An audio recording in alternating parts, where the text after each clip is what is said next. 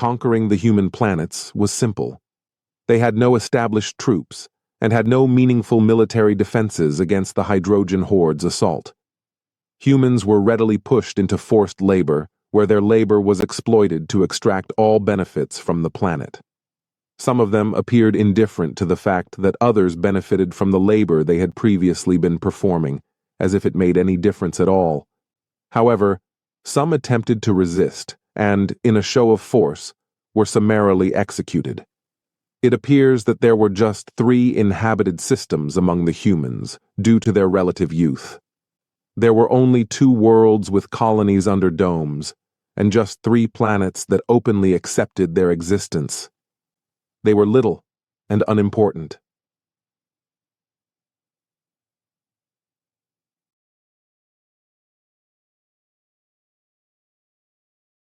The Hydrogian horde lost communication with the human home system after conquering 1.5 circuits of their home globe, orbiting their native star.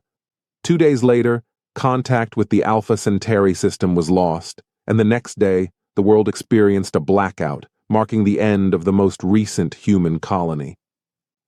Whatever became of our new colonies? So the Emperor made his council demand it. We lost communication with the human homeworld a full decade ago, and you haven't provided me with any updates. We comprehend, sir, but all of our attempts to obtain intelligence have been unsuccessful. Not even our recon courier made it back.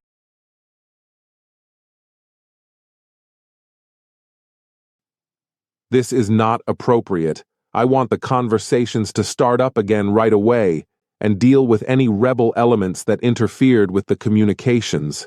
Yes, sir. In unanimity, the council answered, bowing and backing out of the Emperor's presence.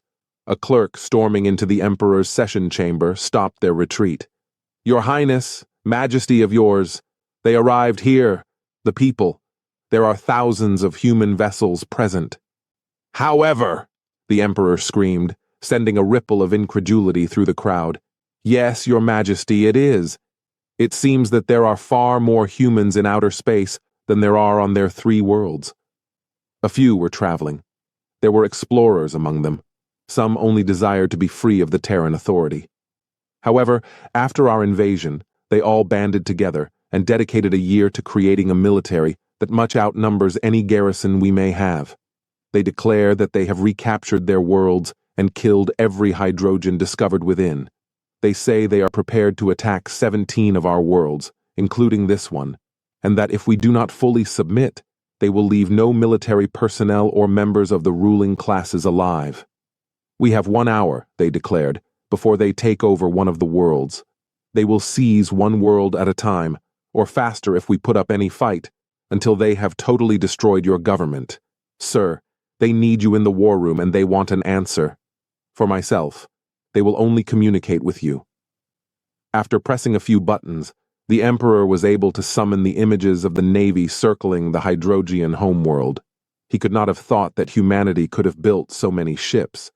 Some were the size of orbital docking stations, while others were tiny, obviously one-person vessels.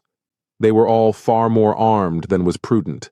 Some appeared to be little more than a massive engine, a little bridge, and enough weapons to fill a planet. The Emperor sat motionless in his chair, gazing at the information. The biggest understatement of his life was unbelievable. How could a species so primitive have put together a fleet of that size so quickly?